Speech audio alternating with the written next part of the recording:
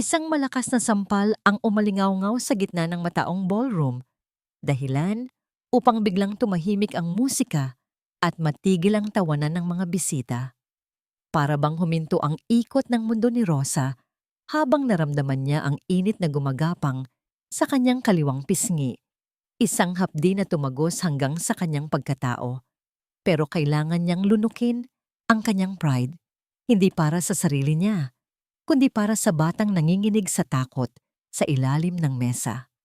Nakatayo sa harap niya si Patricia, ang fiancé ng kanyang amo na nanggagalaiti sa galit at nanginginig ang daliri habang nakaturo sa kanya.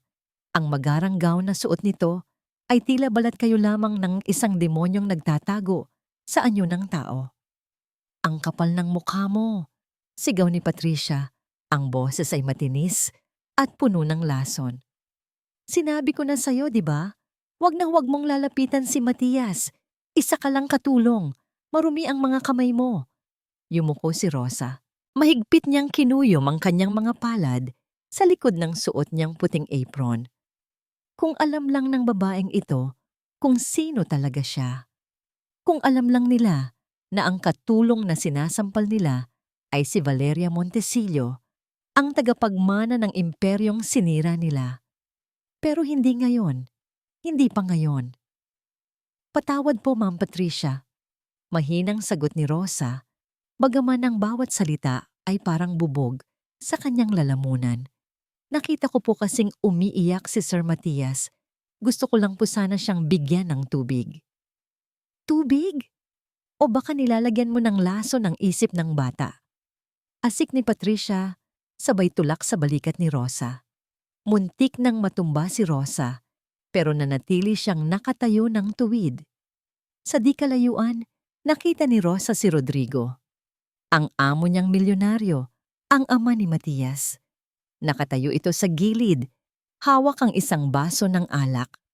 May lungkot sa mga mata nito, isang pagod na tingin. Gusto sanang lumapit ni Rodrigo, humakbang ito ng isa, pero isang matalim na tingin mula kay Patricia ang pumigil sa kanya.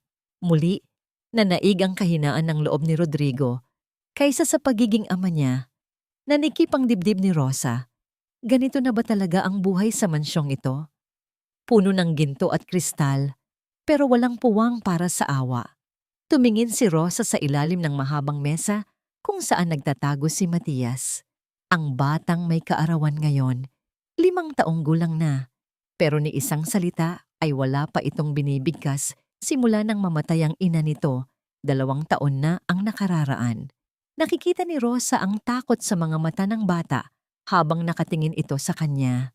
Yakap-yakap nito ang isang luma at punit-punit na teddy bear. Lumayas ka sa paningin ko, utos ni Patricia. At pagkatapos ng gabing ito, mag-impake ka na. Wala akong kailangan na basurang katulad mo sa pamamahay ko. Tumalikod si Rosa.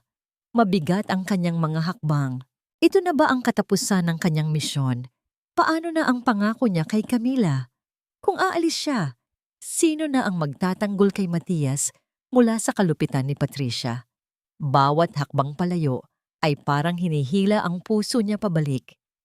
Nakarating na siya sa pinto ng ballroom nang biglang may narinig siyang kalabog. Lumingon ang lahat. Si Matias. Lumabas ang bata mula sa ilalim ng mesa. Tumatakbo ito. Ang kanyang maliliit na paa ay humahampas sa makintab na sahig. Hindi ito tumatakbo papunta sa kanyang ama. Hindi ito tumatakbo palayo. Tumatakbo ito papunta kay Rosa. Matias, bumalik ka dito.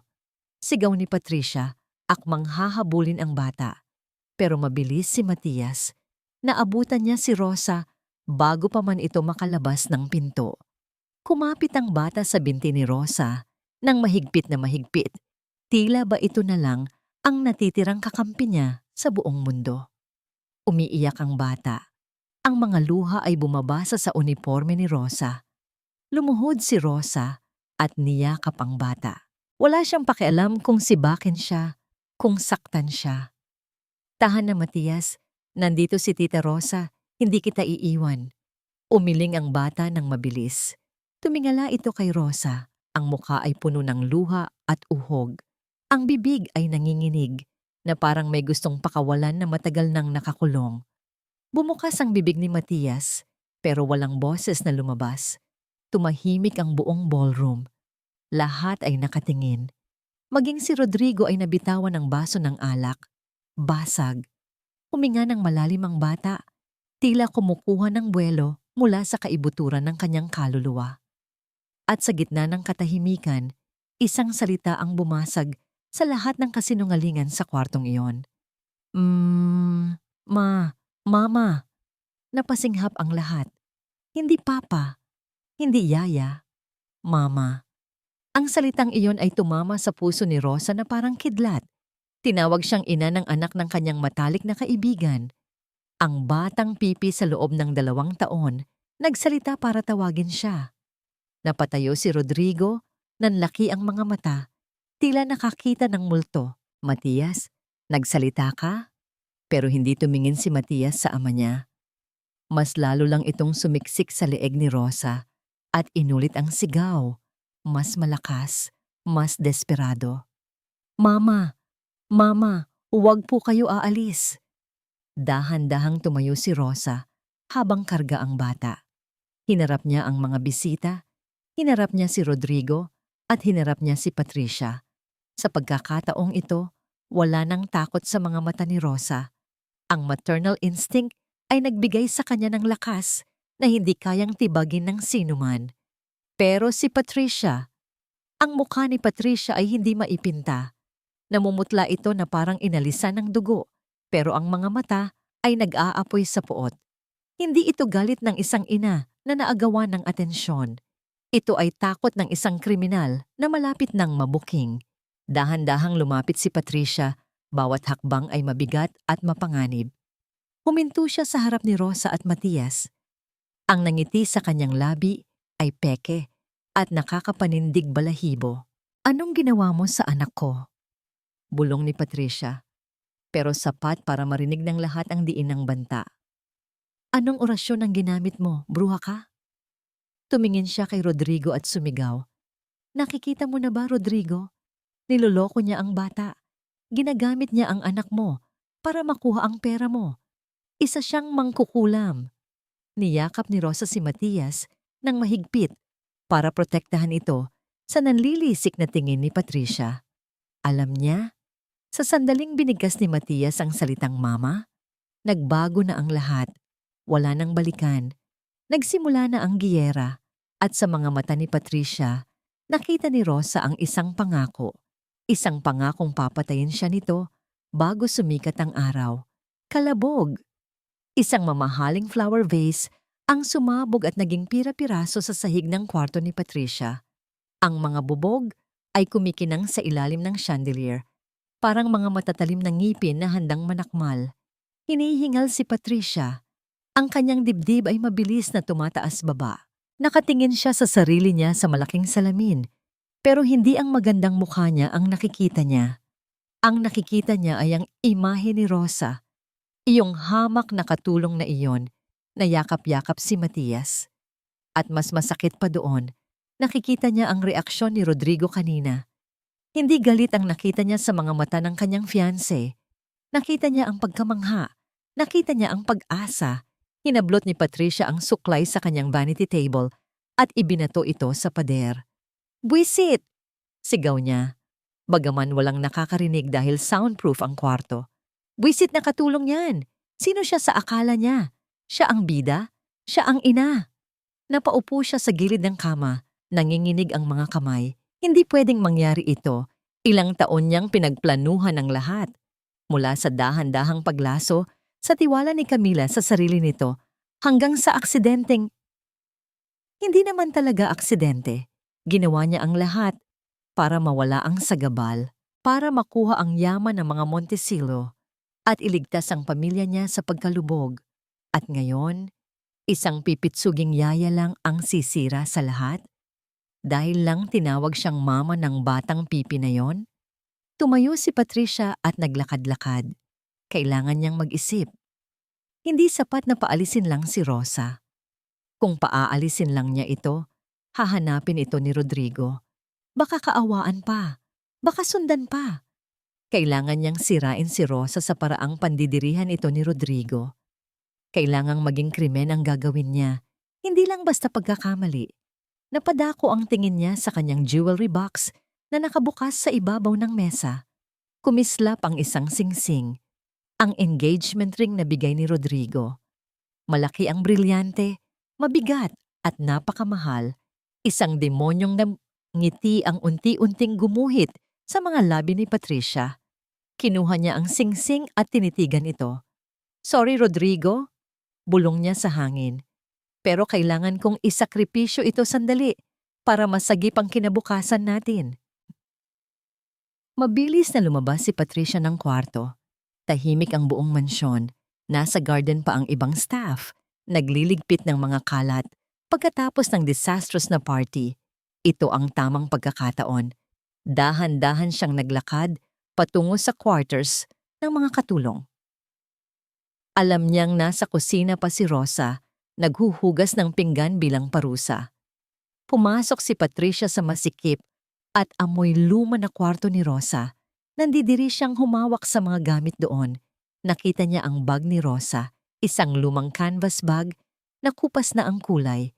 Binuksan niya ito, puro basura, ilang barya, picture ng isang matandang lalaki at isang panyo. Natigilan si Patricia. Kinuha niya ang panyo. May burda ito sa gilid, initials na VM at ang crest ng pamilya Montesillo. Kumunot ang noo niya. Bakit may ganitong gamit ang isang katulong? Ang pamilya Montesillo ay ang dating karibal ng pamilya ni Rodrigo na nabura na sa mapa. Isang kakaibang kaba ang gumapang sa batok ni Patricia. May mali kay Rosa, hindi lang siya basta katulong. Mas lalong tumibay ang desisyon ni Patricia. Kung sino man ang babaeng ito, kailangan na niyang mawala. Ngayon din, inihulog niya ang engagement ring sa pinakailalim ng bag ni Rosa. Isiniksik niya ito sa loob ng isang pares ng medyas para hindi agad makita pero madaling makapkap kung hahanapin. Ibinalik niya ang panyo. Saka na niya iisipin ang misteryo ng VM. Ang mahalaga ngayon ay ang palabas. Huminga siya ng malalim. Ginulo niya ng konti ang buhok niya para magmukhang stress.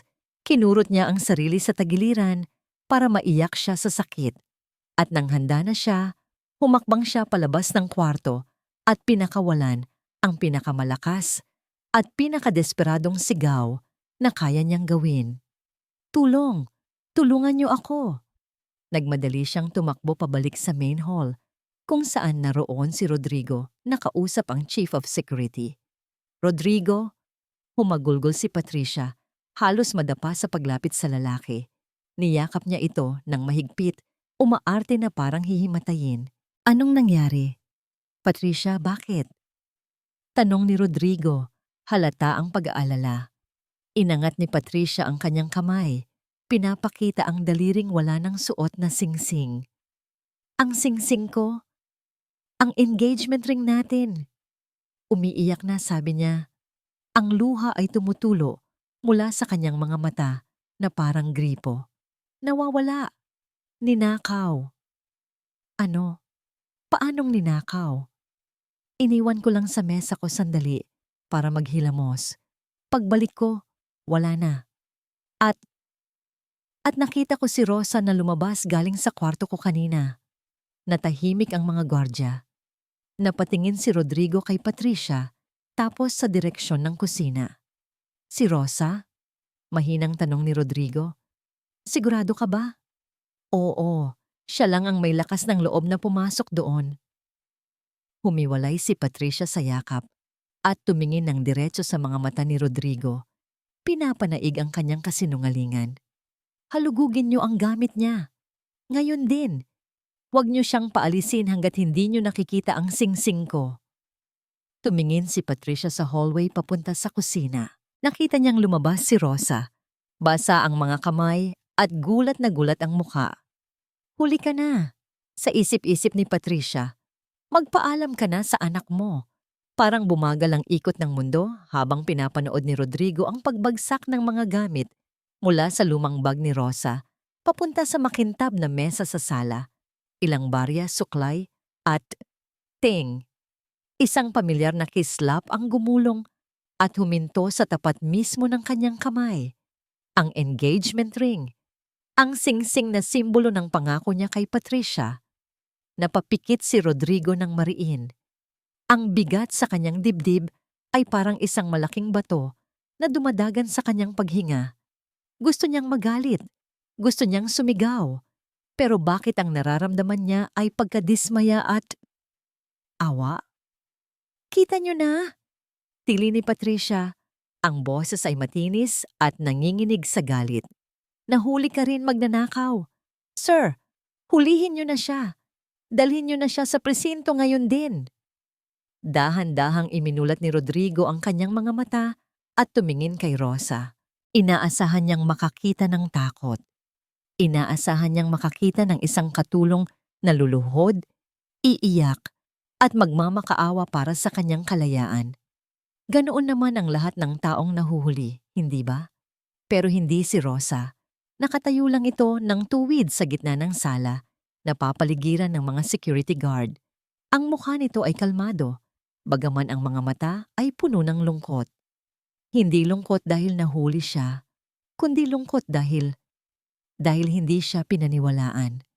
Hindi ko po kinuha yan, Sir Rodrigo, mahinang sabi ni Rosa. Ang boses niya ay hindi nanginginig. Ito ay boses ng isang taong may dangal, kahit na nakasuot lang ng uniforme ng katulong. Alam niyo po sa puso niyo na hindi ko magagawa yan. Tumagos ang tingin na yon sa kaluluwa ni Rodrigo. Sa isang iglap, parang nakita niya si Camila. Ang parehong tapang, ang parehong dignidad. Paano magiging magnanakaw ang babaeng ito? Ang babaeng nagpasalita sa anak niyang Pipi. Ang babaeng tanging niyayakap ni Matias. Huwag ka nang magkaila, sigaw ni Patricia sabay duro sa mukha ni Rosa. Humarap si Patricia sa kanya, ang mukha ay basa ng luha. Rodrigo, ano pa ang hinihintay mo? Ipakulong mo na siya para matuto ang mga katulad niya.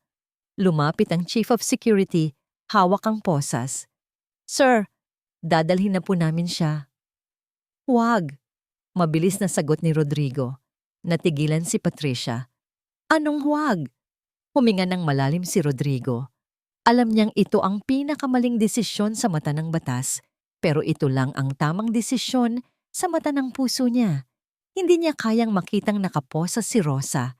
Hindi niya kayang sirain ang buhay ng babaeng nagbigay ng ngiti kay Matias, kahit pa nasira nito ang tiwala niya. Walang magpapakulong. Matigas na utos ni Rodrigo habang nakatingin ng diretso kay Rosa. Umalis ka na lang. Rodrigo, protesta ni Patricia. Ninakawan ako. Krimen yan. Nakuha mo na ang singsing mo, Patricia. Tama na, sagot ni Rodrigo nang hindi lumilingon. Humarap siya muli kay Rosa. Ang boses niya ay naging malamig. Isang pader na itinayo niya para protektahan ang sarili mula sa pagdududa. Rosa, kunin mo ang gamit mo. Umalis ka sa pamamahay ko ngayon din at huwag na huwag ka nang babalik. Yumuko si Rosa. Opo, sir. Akmang tatalikod na si Rosa nang biglang may maliit na bulto ang humarurot mula sa hagdanan. Si Matias, mabilis pa sa 4:00, yumakap ang bata sa binti ni Rosa. Ang higpit ng yakap, parang linta na ayaw bumitaw. Umiiyak ang bata. Walang boses, pero ang mukha nito ay punong-puno ng pagmamakaawa. Matias, bitaw! Utos ni Rodrigo. Lumapit siya para kunin ang anak, pero umiling ang bata at mas lalong sumiksik kay Rosa. Bitawan mo siya, Matias! Sigaw ni Patricia at hinablot ang braso ng bata. Aalis na ang yaya mong magnanakaw. Sa pagkabigla ng lahat, kinagat ni Matias ang kamay ni Patricia. Aray! Walang hiyang bata ka! Sigaw ni Patricia at naitulak niya ng malakas si Matias. Bumagsak ang bata sa sahig. Matias! Sigaw ni Rosa at akmang dadalo sa bata. Pero humarang si Rodrigo. Itinaas ni Rodrigo ang kanyang kamay. Pinipigilan si Rosa. Ang puso niya ay dumudugo habang nakikita ang anak sa sahig. Pero kailangan niyang tapusin ang gulong ito bago pa lumala. Ang pananatili ni Rosa dito ay magdadala lang ng mas maraming sakit kay Matias dahil kay Patricia. "Umalis ka na, Rosa," sabi ni Rodrigo. Ang boses ay basag na. "Parang awa mo na. Para sa anak ko. Umalis ka na." Napatigil si Rosa. Tumingin siya kay Matias na umiyak sa sahig, tapos kay Rodrigo. Naintindihan niya. Nakita ni Rodrigo ang sakripisyo sa mga mata ni Rosa. Dahan-dahan, tumalikod si Rosa. Bawat hakbang niya palayo ay parang hampas sa dibdib ni Rodrigo. Naglakad siya palabas ng malaking pinto, pababa ng hagdanan, hanggang sa makalabas ng gate. Habang isinasara ng guard ang mabigat na bakal na gate, nakita ni Rodrigo si Matias na pilit tumatayo at tumatakbo papunta sa bintana. At sa huling pagkakataon, narinig na naman ni Rodrigo ang boses ng kanyang anak. Isang sigaw na puno ng pighati na dumurog sa katahimikan ng mansyon. "Mama!" Pagkatapos ng sigaw, katahimikan. Lumingon si Rodrigo. Nakita niyang dahan-dahang bumagsak si Matias sa sahig, walang malay. "Matias!" Sigaw ni Rodrigo at tumakbo papunta sa anak, habang sa labas, tuluyan ng sumara ang gate na naghihiwalay sa kanila sa tanging liwanag na meron ang pamilyang ito. Bumuhos ang ulan kasabay ng pagbagsak ng mga luha ni Rosa. Basang-basa na siya, nanginginig sa lamig habang naglalakad sa madilim na kalsada, palayo sa mansyon, pero manhid na ang katawan niya. Mas masakit ang iwanan si Matias kaysa sa lamig ng hangin. Huminto siya sa silong ng isang waiting shed. Niyakap niya ang sarili. Sa dilim ng gabi, biglang bumalik ang mga alaala na pilit niyang nililimot. 5 taon na ang nakararaan. Hindi siya si Rosa noon. Siya si Valeria Montesillo. Naaalala niya ang apoy, ang sigaw ng kanyang ama habang tinutulak siya palabas ng nasusunog nilang bahay. "Tumakbo ka, Valeria. Huwag kang lilingon. Sila ang may gawa nito." Ang mga hindi natapos ng ama niya ang sasabihin dahil sa isang malakas na pagsabog. Simula noon, namatay si Valeria. Ibinurol niya ang sariling pangalan kasama ng abo ng kanyang pamilya. Nagtago siya sa ilalim ng pangalang Rosa, nagpaalila, nagpakababa, para lang makaligtas sa mga taong umubos sa lahi nila. Pero kanina, nang marinig niya ang sigaw ni Matias, nang makita niya ang ambulansya na mabilis na lumabas ng gate ng mansyon habang nakatago siya sa gilid ng kalsada, alam niyang hindi na siya pwedeng tumakbo. Pinara niya ang isang taxi kahit basang-basa siya. "Manong, sundan niyo po yung ambulansya. Parang awa niyo na." Ngayon, nandito siya sa labas ng room 302 ng ospital. Hating gabi na. Tahimik ang hallway. Nakapuslit siya dahil abala ang mga nurse sa emergency room. Dahan-dahan niyang pinihit ang siradura ng pinto. Bumukas ito ng walang ingay. Ang unang tumambad sa kanya ay ang tunog ng machine na nagmo-monitor ng heartbeat. Beep, beep, beep. Sa gilid ng kama, nakayuko si Rodrigo, natutulog habang nakahawak sa kamay ng anak. Mukhang pagod na pagod ito. Gusto sanang haplusin ni Rosa ang buhok ni Rodrigo para sabihing andito na ako, pero pinigilan niya ang sarili. Lumapit siya sa kabilang side ng kama. Si Matias, maputla ang bata. May nakakabit na dextrose sa maliit nitong kamay. Hindi mapigilan ni Rosa ang pagpatak ng luha niya sa kumot. "Anak," bulong niya. "Nandito na si Mama Rosa." Dahan-dahang iminulat ni Matias ang kanyang mga mata.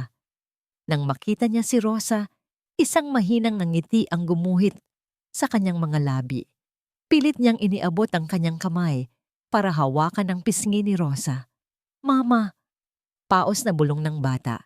Hinawakan ni Rosa ang kamay ng bata at hinalikan ito. "Shh! Magpagaling ka. Babantayan kita." Gumalo si Matias. May kinukuha ito sa ilalim ng unan niya. Ang lumang teddy bear, ang kaisa-isang laruan na hindi niya binibitawan. Sunog na ang isang tenga nito at tastas na ang tahi sa tiyan. Inabot ni Matias ang bear kay Rosa. Sabi ni, Mami Camila, hirap na pagsasalita ng bata. Bigay daw sa'yo. Pag wala na siya. Nanlaki ang mga mata ni Rosa. Kilala siya ni Camila. Alam ni Camila na nandoon siya. Kinuha ni Rosa ang bear. Mabigat ito ng kaunti kaysa sa normal. Kinapkap niya ang tiyan ng bear. May matigas na bagay sa loob. Isang memory card. Hahalikan sana niya ulit si Matias nang biglang bumukas ang pinto. Napalingon si Rosa. Handa nang magmakaawa kay Rodrigo na huwag siyang paalisin. Pero hindi si Rodrigo ang nakatayo sa pinto. Isang anino ng babae ang pumasok at dahan-dahang isinara ang pinto sa likod nito. Nakalock. Umalingaw-ngaw ang tunog ng high heels sa tahimik na kwarto. Si Patricia. Pero hindi ito ang Patricia na nag-iinaso at nagsisigaw kanina. Kalmado ito. Malamig. At sa kanang kamay nito, may hawak na isang itim na bagay na may nakakabit na silencer. Isang baril. Ngumiti si Patricia, "Hello Valeria." Bati ni Patricia. Ang boses niya ay halos pabulong lang, pero sa pandinig ni Rosa, para itong kulog na yumanig sa buong kwarto. Nanlamig ang buong katawan ni Rosa, parang huminto ang tibok ng puso niya. Ang pangalang iyon, ang pangalang matagal na niyang inilibing. Paano nalaman ng babaeng ito? Itinutok ni Patricia ang baril kay Matias. Ang silencer sa dulo nito ay parang isang itim na mata na nakatingin ng diretso sa kaluluwa ni Rosa. Nagulat ka ba? Mahinang tawa ni Patricia habang humahakbang palapit. Ang takong ng sapatos niya ay walang ingay sa sahig. Akala mo ba tanga ako? Nakita ko ang panyo mo at naaalala ko ang mga mata ng ama mo bago siya maabo kasama ng bahay niyo. Napasinghap si Rosa. Ang mga kamay niya ay nanginginig habang yakap ang teddy bear at ang kamay ni Matias. Ikaw ang pumatay sa kanila? Business is business, Valeria. Kibit balikat ni Patricia. Tumingin siya saglit kay Rodrigo na mahimbing na natutulog sa sofa. Walang kamalay-malay na ang demonyo ay nasa loob na ng kwarto. Ang himbing ng tulog ng mahal natin, no? Pang-aasar ni Patricia. Ibinalik niya ang tutok ng baril sa ulo ni Matias. Huwag kang sisigaw. Huwag mong gigisingin si Rodrigo. Dahil sa oras na dumilat ang mata niya, kakalibitin ko to. Gusto mo bang makita kung paano sumabog ang ulo ng batang to sa harap ng tatay niya? Umiling si Rosa. Tumutulo ang luha. Huwag ang bata. Ako na lang, Patricia. Ako na lang. Oh, huwag kang mag-alala. Kasama ka naman talaga sa plano. Ngisi ni Patricia. Sumenya siya gamit ang baril. Tumayo ka. Gisingin mo ang bata ng dahan-dahan. Sabihin mo, aalis tayo. Maglalaro tayo sa labas. Wala nang nagawa si Rosa. Dahan-dahan niyang tinapik si Matias. Nagising ang bata. Nang makita niya si Patricia at ang baril, akmang iiyak ito sa takot. Pero mabilis na tinakpan ni Rosa ang bibig nito. Shh, Matias, bulong ni Rosa, habang ang mga luha niya ay pumapatak sa mukha ng bata. Be brave. Sumama ka kay Mama Rosa. Okay? Tumango si Matias, bagaman nanginginig ang maliit nitong katawan. Good boy, sabi ni Patricia. Ngayon lakad. Sa fire exit tayo dadaan. Dahan-dahang naglakad si Rosa, palabas ng kwarto. Akay-akay si Matias. Sa bawat hakbang, lumingon siya kay Rodrigo. Gising ka, Rodrigo. Parang awa mo na. Gumising ka. Sigaw ng isip ni Rosa. Pero hindi gumalaw si Rodrigo. Nanatili itong tulog. Pagod na pagod mula sa magdamag na pagbabantay. Bago isara ni Patricia ang pinto, tumingin siya kay Rosa nang may halong pagkasuklam at tagumpay. Say goodbye to your happy ending, Valeria. Bulong ni Patricia. At sa isang click, isinara niya ang pinto. Ang tanging pag-asa ni Matias at Rosa ay naiwan sa loob, natutulog, habang sila ay dinala ng demonyo sa dilim ng gabi. Huminto ang sasakyan sa harap ng isang lumang bodega sa gitna ng kawalan. Patay ang makina, pero buhay na buhay ang demonyo sa loob ni Patricia. Napangiti siya habang tinitignan sa rearview mirror ang refleksyon ng takot sa mga mata ni Rosa at Matias na nasa backseat. Nakatali ang mga kamay nila ng duct tape. Ang sarap sa pakiramdam. Ito ang kapangyarihan. Ito ang kontrol. Baba, utos ni Patricia. Hindi siya sumigaw. Kalmado lang, parang nag-uutos sa aso. Itinulak niya si Rosa at Matias papasok sa madilim at amoy-amag na bodega. Ang tanging liwanag ay galing sa headlights ng kotse na nakatutok sa entrance na nagpapahaba sa mga anino nila sa pader.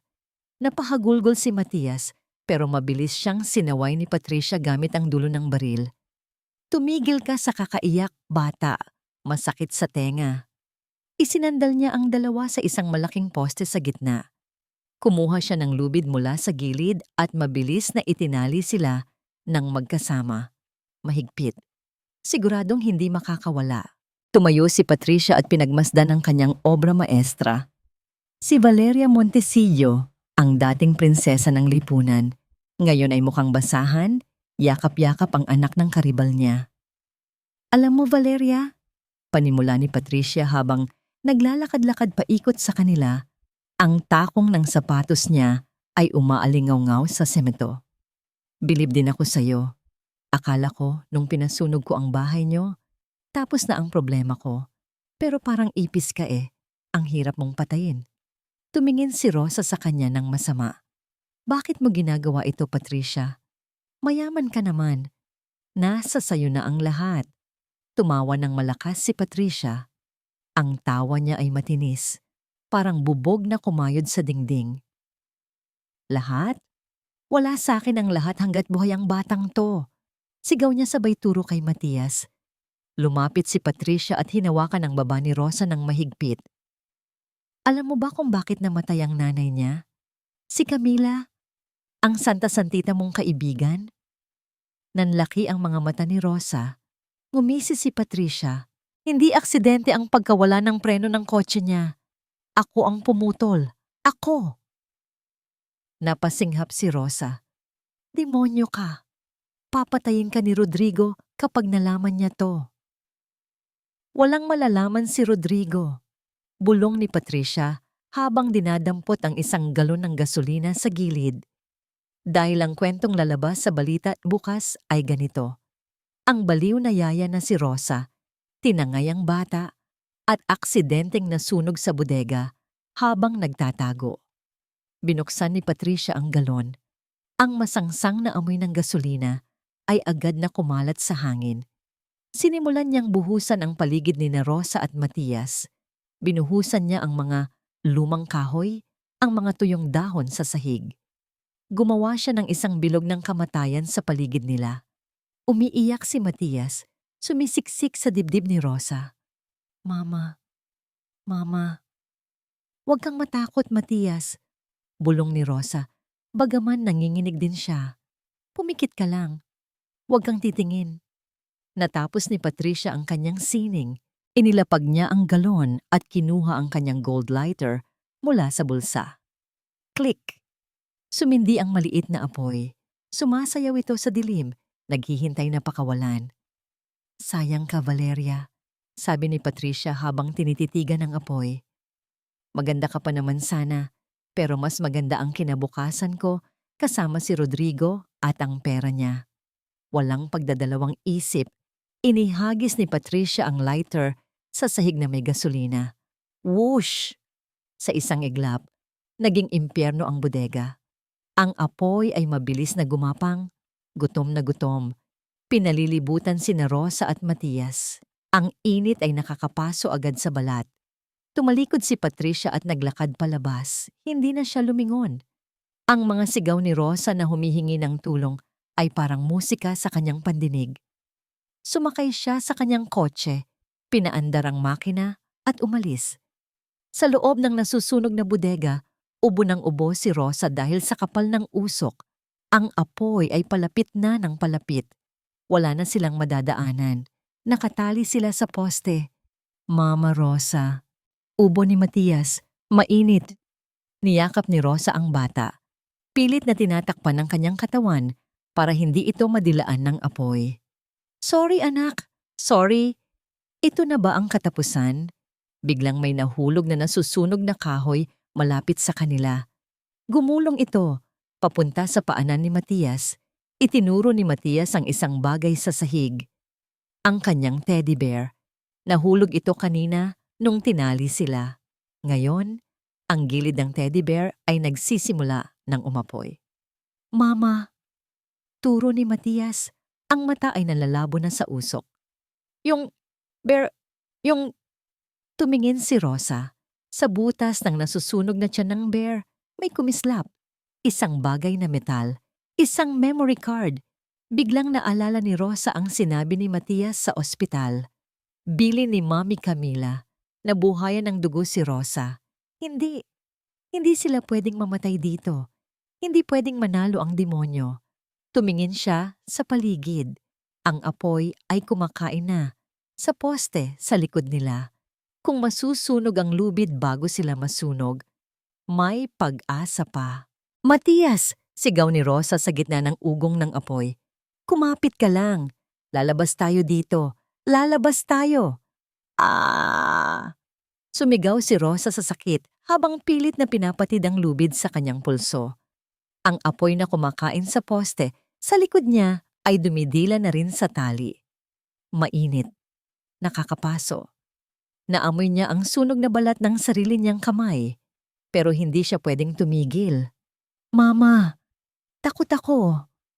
Ubo ni Matias, halos hindi na makahinga sa kapal ng itim na usok.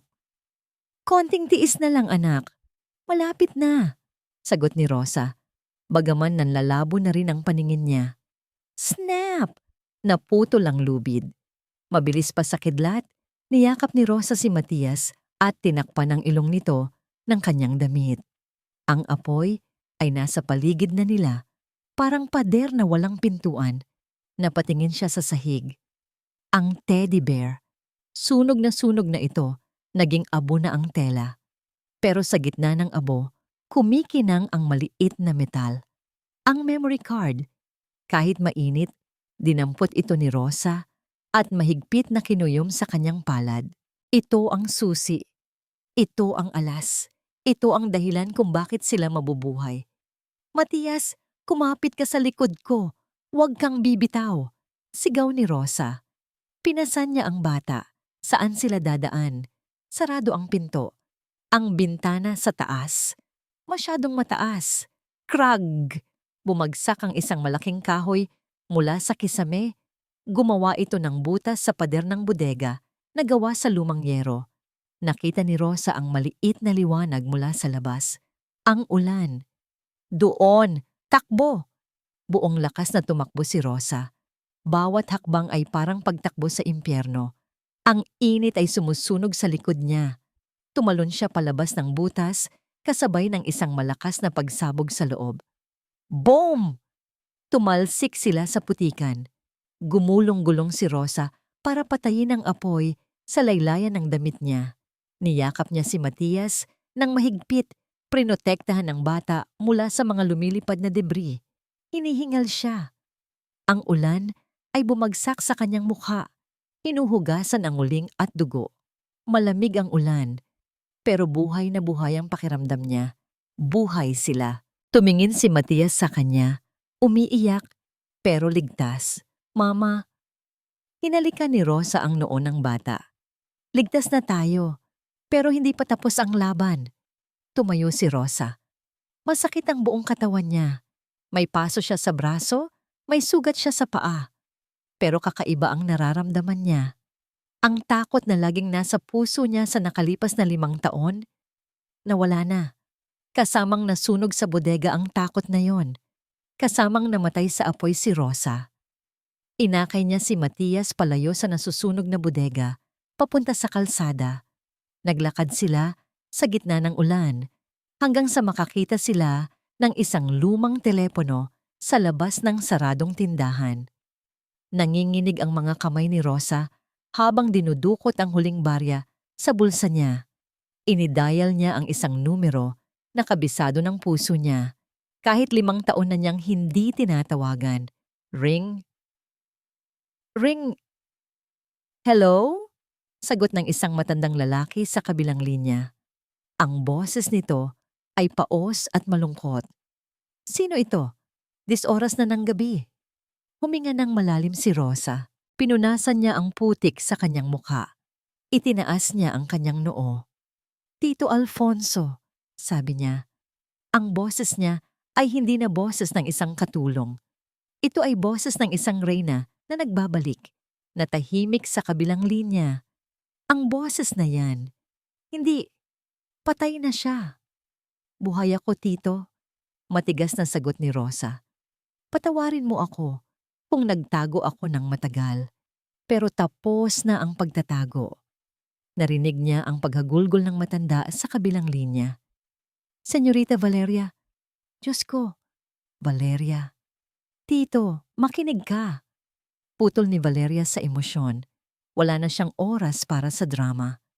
Kailangan ko ng sundo at kailangan ko ng access sa lahat ng natitirang assets ni Papa. Ihanda mo ang mga abogado. Ihanda mo ang security team. Tumingin siya sa nasusunog na bodega sa malayo. Ang apoy ay tumatanglaw sa dilim ng gabi. Bakit, senyorita? Anong nangyayari? Tanong ni Alfonso. Hinawakan ni Valeria ang memory card sa kanyang bulsa.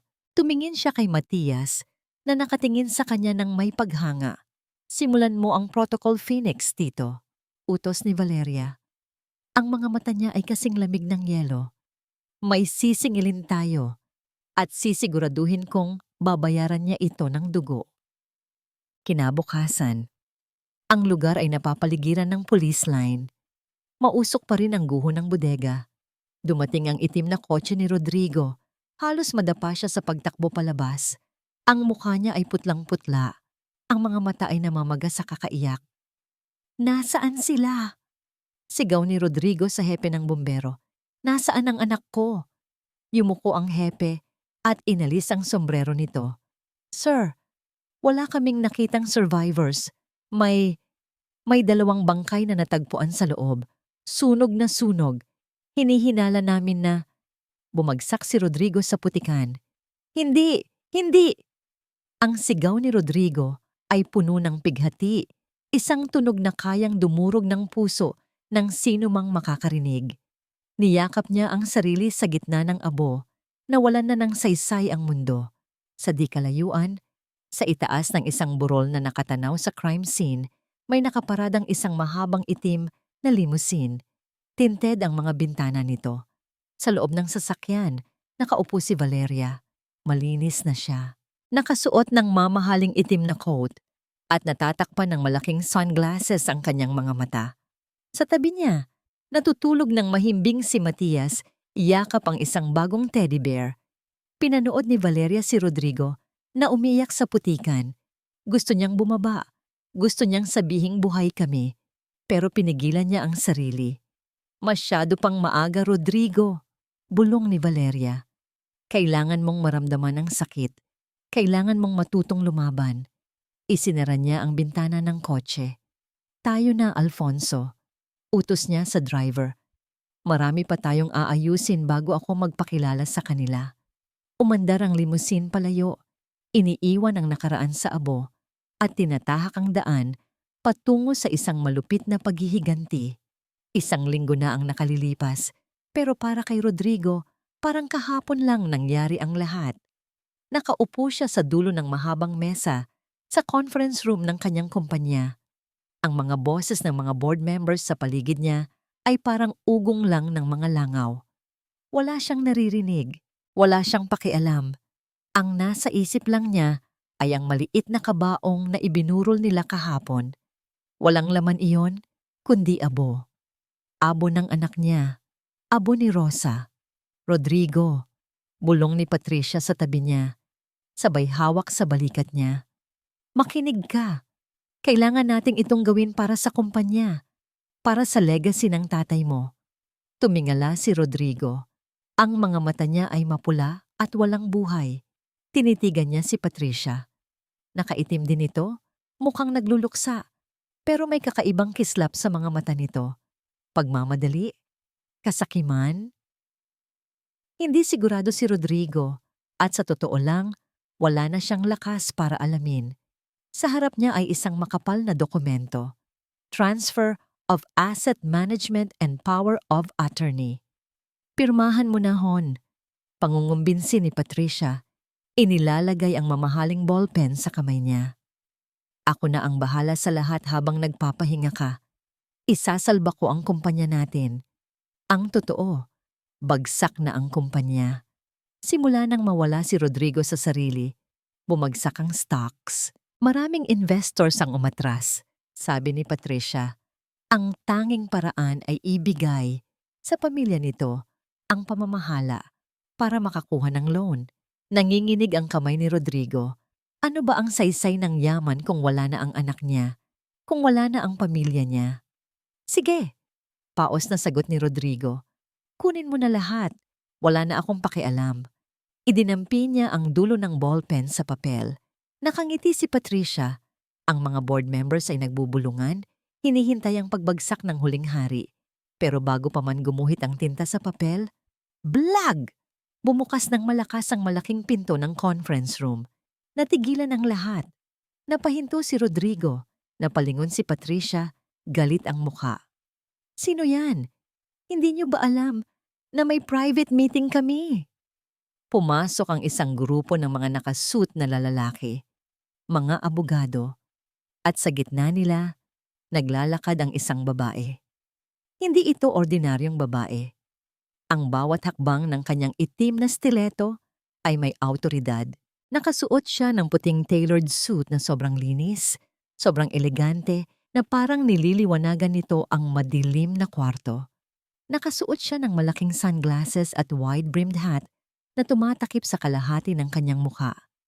Ang kanyang presensya ay parang isang bagyo, tahimik pero mapanganib. Excuse me? Mataray na sigaw ni Patricia. Tumayo ito at hinarang ang babae. Security! Bakit niyo pinapasok ang babaeng ito? Palabasin niyo siya. This is a private meeting. Pero hindi gumalaw ang mga security guard. Nakayuko lang ang mga ito. Tila takot sa bagong dating. Isang matandang lalaki na nakasuit ang humakbang palapit. Si Alfonso, ang dating kanang kamay ng ama ni Valeria. Humarap ito sa board members, paumanhin sa abala. Baritonong sabi ni Alfonso. Pero hindi matutuloy ang pirmanhan dahil simula kaninang umaga, nabili na ng kliyente ko ang 51% ng stocks ng kumpanyang ito. Ano? Sabay na sigaw ni Patricia at ng ibang board members. Napatingin si Rodrigo. Nabili? Paano? Wala nang pera ang kumpanya. Sino ang magkaka-interest sa isang lumulubog na barko? Kalokohan! Asik ni Patricia. Sinong kliyente? Sinong may lakas ng loob na kalabanin ako? Dahan-dahang humakbang ang babaeng nakaputi. Nilampasan niya si Patricia na parang hangin lang ito. Dumiretso siya sa dulo ng mesa, sa tapat ni Rodrigo. Naamoy ni Rodrigo ang pabango nito, jasmine at vanilla. Nanlaki ang mga mata ni Rodrigo. Pamilyar ang amoy na yon, iyon ang amoy ng sabon na gamit ni Rosa. Pero, imposible, patay na si Rosa. Nakita niya ang abo. Sino ka? Nanginginig na tanong ni Rodrigo. Ang puso niya ay bumabayos sa kanyang dibdib. Multo ka ba? Dahan-dahang inangat ng babae ang kanyang kamay. Hinawakan niya ang gilid ng kanyang sunglasses. Bumagal ang oras. Tinanggal niya ang salamin. Tumambad ang mga mata na hindi makakalimutan ni Rodrigo habang buhay. Ang mga matang punong-puno ng pagmamahal kapag nakatingin kay Matias, pero ngayon ay nagliliyab sa lamig at kapangyarihan. Napasinghap ang lahat ng tao sa kwarto. Si Patricia ay napaupo sa kanyang upuan, namumutla, parang inalisan ng dugo. Rosa? Ngumisi ang babae. Hindi ito ang mahinhing ngiti ng katulong na si Rosa. Ito ang nangiti ng isang reyna na handang magparusa. Hindi, Patricia. Malamig na sagot ng babae. Ang boses niya ay malinaw, puno ng diksyon, at wala ni katiting na bakas ng pagiging alila. Inihagis niya ang isang makapal na folder sa mesa. Blag! Humarap siya sa kanilang lahat. Taas noo. Ako si Valeria Montesillo, ang babaeng sinunog nyo, ang babaeng tinangka nyong patayin, at ang bagong may-ari ng kumpanyang ito. Tumingin si Valeria kay Rodrigo, at sa unang pagkakataon, may halong awa at diin ang kanyang boses. Rodrigo, bitawan mo ang ballpen. Tapos na ang pagpapaloko mo sa babaeng yan. Itinuro ni Valeria si Patricia na nanginginig sa takot sa gilid. Dahil ngayon, maniningil na ako. Sinungaling! Ang tili ni Patricia ay bumasag sa katahimikan ng conference room. Nanginginig ang buong katawan niya, hindi sa lamig, kundi sa isang matinding takot na ngayon lang niya naramdaman. Paano nangyari ito? Nakita niya ang apoy. Naamoy niya ang sunog na laman. Sigurado siya. Patay na sila. Tumayo si Patricia at tinuro si Valeria. Ang daliri niya ay nanginginig. Impostor yan. Huwag kayong maniwala sa kanya. Sigaw niya. Nililingon ang mga board members na ngayon ay nagbubulungan na. Security! Palabasin niyo ang babaeng yan. Isa siyang scammer na gustong agawin ng kumpanya. Humarap siya kay Rodrigo. Hon, makinig ka sa akin. Kamukha lang niya si Rosa, pero hindi siya yon. Patay na si Rosa. Nakita natin ang abo, di ba? Pero hindi nakatingin sa kanya si Rodrigo. Nakapako ang tingin nito kay Valeria. Parang hinihigop ng presensya ng babae ang buong atensyon nito. Ngumiti si Valeria. Isang ngasang ngiti na walang init. Tapos ka na ba, Patricia? Tanong ni Valeria sa kalmadong boses. Walang sabi-sabi. Inilabas ni Valeria ang isang maliit at sunog na memory card.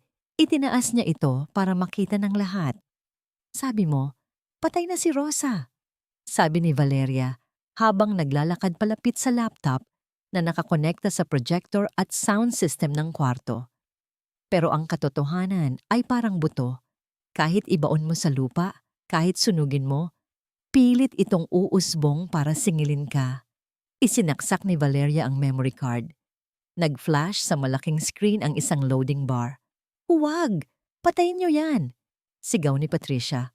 Akmang susugurin niya ang laptop para sirain ito, pero hinarang siya ng dalawang malalaking bodyguard ni Valeria. Bitawan niyo ako! Rodrigo, tulungan mo ako! Pagmamakaawa ni Patricia. Pero nanatiling nakaupo si Rodrigo. Hayaan mo siya, Patricia. Gusto kong makita ang laman na niyan. Biglang umalingaw-ngaw ang static sa speakers. Krrrk! Krrrk! Tapos, isang boses ang narinig. Mahina. Pagod. Pero kilalang-kilala ng lahat ng tao sa kwarto. Ang boses ni Camila, ang namayapang asawa ni Rodrigo. Rodrigo, mahal ko. Kung naririnig mo ito, ibig sabihin wala na ako. Napasinghap si Rodrigo. Napatakip siya ng bibig. Camila, namutla si Patricia. Parang gumuho ang mundo sa ilalim ng paa niya. Ang boses na yon, ang recording na yon. Akala niya nasira na yon kasama ng kotse. Nagpatuloy ang recording. Nanghihina na ako. Ang gamot na binibigay sa akin ni Patricia. Alam kong hindi vitamins yon. Pakiramdam ko, pinapatay niya ako ng dahan-dahan. At narinig ko siya kagabi. Kausap niya ang mekaniko. Puputulin daw ang preno ng sasakyan ko. Peke, yan! Sigaw ni Patricia. Halos mapaos na siya. AI yan! Ginawa lang yan ng babaeng yan para siraan ako. Huwag kayong maniwala. Pero nagpatuloy ang boses ni Camila. Basag na dahil sa pag-iyak. Natatakot ako para kay Matias. Rodrigo, ingatan mo ang anak natin. Huwag mong hahayaang lumapit sa kanya si Patricia. Siya ang papatay sa pamilya natin. Valeria, kung nasaan ka man, tuparin mo ang pangako mo. Iligtas mo ang anak ko. Tumigil ang recording. Katahimikan. Isang nakakabininging katahimikan. Dahan-dahang lumingon si Rodrigo kay Patricia. Ang lungkot sa mga mata nito kanina ay napalitan ng isang bagay na mas nakakatakot. Puot. Purong puot. Patricia, bulong ni Rodrigo. Totoo ba? Ay hindi! Tanggi ni Patricia, pero paatras siya ng paatras. Rodrigo, mahal kita. Hindi ko magagawa yon. Sinisiraan lang ako ng impostor na yan. Impostor? Sabad ni Valeria. Kung ayaw mong maniwala sa recording, baka maniwala ka sa saksing ito. Pumitik si Valeria ng kanyang mga daliri. Bumukas ulit ang pinto ng conference room. Pumasok si Alfonso at may akay-akay siyang isang bata. Naka-polo shirt, malinis, buhay na buhay. Si Matias. Nanlaki ang mga mata ni Patricia hanggang sa halos lumuwa na ito. Hindi. Imposible. Sinunog ko kayo. Sinunog ko ang bodega. Huli na nang mapagtanto ni Patricia ang sinabi niya. Napatakip siya ng bibig. Napasinghap ang lahat ng board members. Narinig nila ang pag-amin. Tumakbo si Matias, hindi papunta kay Rodrigo, kundi papunta kay Valeria. Humawak siya sa kamay ni Valeria at tumingin kay Patricia ng matalim. Itinuro ng bata si Patricia. Papa! Sigaw ni Matias, malakas at malinaw. Tumingin siya sa ama niya, tapos ay itinuro ulit si Patricia. Bad woman. Sinunog niya kami ni Mama Rosa. Yun na ang katapusan. Naramdaman ni Patricia ang mga pader na sumasara sa kanya. Wala nang lusot. Wala nang kasinungalingan na makakapagligtas sa kanya. Tumingin siya sa paligid. Ang mga tingin nila ay parang mga patalim. Biglang may pumasok na mga pulis sa kwarto. Miss Patricia, you are under arrest for murder and arson. Hindi siya makukulong. Hindi siya magpapatalo sa isang katulong. Nakita ni Patricia ang isang fruit knife sa mesa kung saan nakahain ng snacks. Kumislap ang mata niya. Kung babagsak siya, magsasama siya ng isa. Mabilis pa sa kidlat, hinablot ni Patricia ang kutsilyo at sumugod papunta kay Matias. Mamatay kayong lahat! Parang bumagal ang takbo ng oras sa loob ng conference room. Nakita ni Rodrigo ang pagkidlat ng pilak na kutsilyo sa ere. Nakita niya ang galit sa mukha ni Patricia at higit sa lahat, nakita niya ang direksyon ng patalim. Diretso sa dibdib ng kanyang anak na si Matias. Hindi na nag-isip si Rodrigo. Gumalaw ang katawan niya bago pa man diktahan ng utak niya. Sa unang pagkakataon sa loob ng 2 taon, nawala ang kanyang pagiging pasibo. Mabilis siyang tumakbo at humarang sa pagitan ni Patricia at ng mag-ina. Plak! Isang malagim na tunog ng pagbaon ng metal sa laman ang narinig ng lahat. Napahinto si Patricia. Nanlaki ang kanyang mga mata. Binitawan niya ang hawakan ng kutsilyo at umatras. Nanginginig ang mga kamay na ngayon ay may bahid ng dugo. Rodrigo? Utal na bulong ni Patricia. Dahan-dahang napaluhod si Rodrigo. Nakatarak ang kutsilyo sa kanyang kaliwang balikat, malapit sa dibdib. Mabilis na kumalat ang pulang mantsa sa kanyang puting polo. Papa! Sigaw ni Matias. Rodrigo! Sigaw ni Valeria. Sinalo ni Valeria si Rodrigo bago pa ito tuluyang bumagsak sa sahig. Ang kanyang puting suit ay nadumihan agad ng dugo ni Rodrigo. Pero wala siyang pakialam. Samantala, sinamantala ng mga pulis ang pagkabigla ni Patricia. Dapa! Dumapa ka! Sigaw ng mga pulis sabay damba kay Patricia. Bumagsak si Patricia sa sahig. Ang mukha ay idiniin sa carpet. Pinusasan siya ng mahigpit. Bitawan niyo ako! Hindi niyo ba ako kilala? Ako ang magiging asawa ng may-ari ng kumpanyang ito. Naghihisterikal na sigaw ni Patricia habang hinihila siya patayo. Tumahimik ka. You have the right to remain silent. Habang kinakaladkad palabas si Patricia, nagpupumiglas pa rin ito. Sumisipa at sumisigaw ng mga sumpa. Tumingin siya kay Valeria na yakap-yakap si Rodrigo. Hindi pa tayo tapos, Valeria. Babalikan kita. Magsisisi kayong lahat. Tuluyan nang nawala ang boses ni Patricia nang isara ang pinto. Pero ang laso ng kanyang presensya ay naiwan pa rin sa hangin. Sa gitna ng kwarto, ang atensyon ng lahat ay nasa sahig. Tumawag kayo ng ambulansya! Bilis! Utos ni Valeria sa mga bodyguard niya. Ang boses niya ay nanginginig, hindi sa takot, kundi sa takot na mawalan. Hinawakan ni Valeria ang mukha ni Rodrigo. Rodrigo, tumingin ka sa akin. Huwag kang pipikit. Parating na ang tulong. Umuubo si Rodrigo at sa bawat ubo ay napapangiwi siya sa sakit. Pero sa kabila ng hapdi, nakangiti siya. Tumingin siya kay Matias na umiyak sa tabi niya. Hawak ang kamay niya. Matias?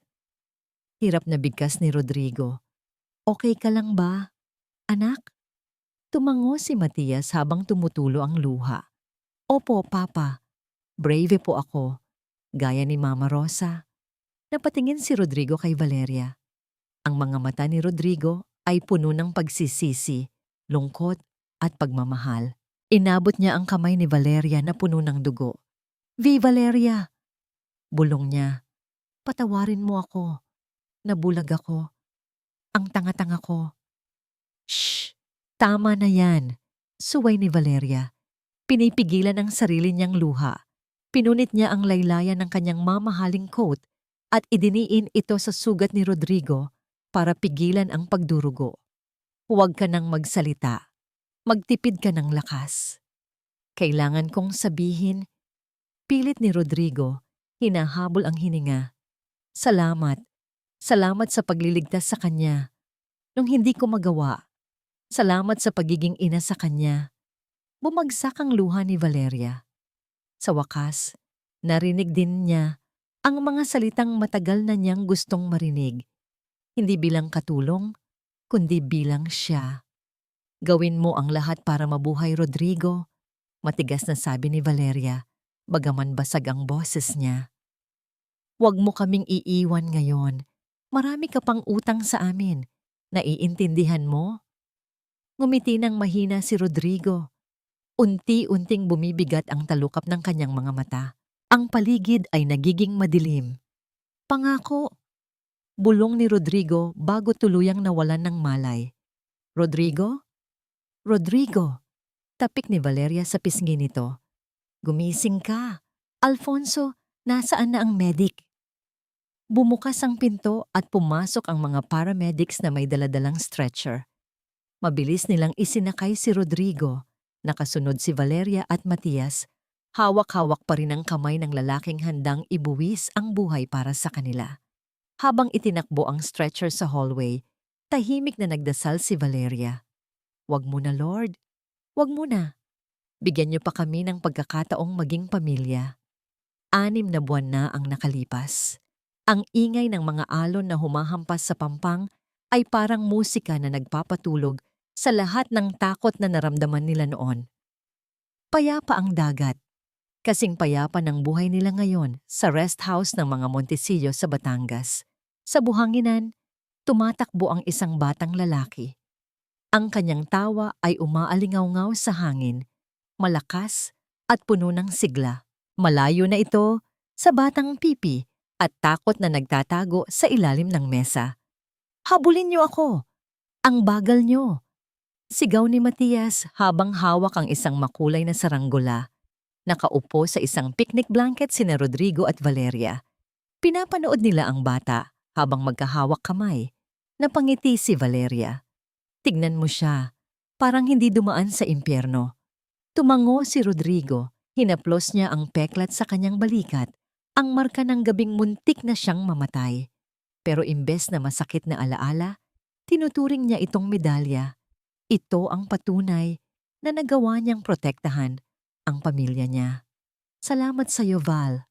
Mahinang sabi ni Rodrigo. Lumingon si Valeria sa kanya. Inaayos ang buhok na nililipad ng hangin. Para saan? Dahil tinanggap mo ako. Sagot ni Rodrigo. Seryoso ang mga mata. Kahit naging bulag ako noon, kahit naging pabaya ako, tinanggap mo pa rin ako at ang anak ko. Pinisil ni Valeria ang kamay niya. Rodrigo, ang pag-ibig ay hindi tungkol sa paghahanap ng taong perpekto. Tungkol ito sa paghahanap ng taong handang samahan ka sa dilim hanggang sa makita niyo ulit ang liwanag. Kinuha ni Rodrigo ang isang maliit na kahon mula sa kanyang bulsa. Hindi ito kasing laki ng singsing na ibinigay niya noon kay Patricia. Ito ay simple lang. Isang singsing na may maliit na perlas. Simple, pero totoo. Lumuhod si Rodrigo sa buhanginan. Natigil si Valeria. Nanlaki ang mga mata niya. Rodrigo, Valeria Montesillo, panimula ni Rodrigo. Noong una kitang nakilala bilang Rosa, tinuruan mo akong makita ang halaga ng pagpapakumbaba. Nung nakilala kita bilang Valeria, tinuruan mo akong maging matapang. Huminga ng malalim si Rodrigo, ang mga mata ay nangingilid ang luha. Hindi ko maipapangako na magiging perpekto ang buhay natin, pero ipinapangako ko na hinding-hindi ka na mag-iisa sa laban. Will you marry me? Hindi dahil sa negosyo, hindi dahil kay Matias, kundi dahil mahal kita. Tumulo ang luha ni Valeria. Sa dami ng nawala sa kanya, ang pamilya niya, ang pangalan niya noon, ngayon lang ulit siya nakaramdam ng pagiging buo. Oo, Rodrigo, sagot niya habang tumatango. Isinuot ni Rodrigo ang singsing. Nagyakapan sila sa ilalim ng papalubog na araw. Isang halik ang pinagsaluhan nila. Hindi mapusok, kundi puno ng pasasalamat at pangako. Yehey! Kiss sila! Naghiwalay sila nang marinig ang tili ni Matias. Tumatakbo ang bata palapit sa kanila. May bitbit na sketchpad at crayons. Papa! Mama Val! Tignan niyo yung drawing ko! Excited na sabi ni Matias. Umupo si Matias sa gitna nila at ibinukas ang sketchpad. Ito po si Papa, malakas. Turo ni Matias sa stick drawing na may malaking muscle. Ito po si Mama Val, maganda. May suot na korona ang drawing ni Valeria. At sino to? Tanong ni Rodrigo. Tinuturo ang isang figure sa itaas ng papel. Nakaguhit ito sa ulap, may pakpak at nakangiti ng malaki. Ngumiti si Matias. Si Mami Camila po yan. Sabi niya sa panaginip ko kagabi. Happy daw siya. Nagkatinginan sina Rodrigo at Valeria. Pareho silang naluha, pero nakangiti. Wala nang bigat sa puso ni Rodrigo. Alam niyang nasaan man si Camila ngayon, payapa na ito. Alam niyang binabantayan sila nito. Ang ganda naman ng drawing mo, anak. Sabi ni Valeria.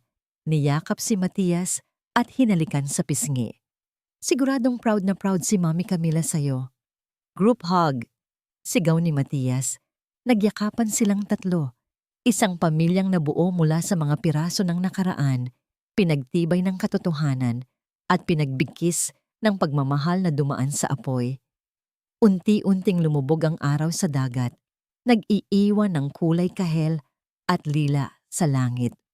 Wala nang mga lihim, wala nang pagbabalat kayo. Si Rosa ay wala na, si Valeria ay nakauwi na, at si Rodrigo at Matias ay natagpuan na ang kanilang tahanan sa piling niya. Dahil sa huli, ang tunay na yaman ay hindi ang ginto o ang pangalan. Ang tunay na yaman ay ang pagmamahal na nananatili. Kahit anong bagyo ang dumaan,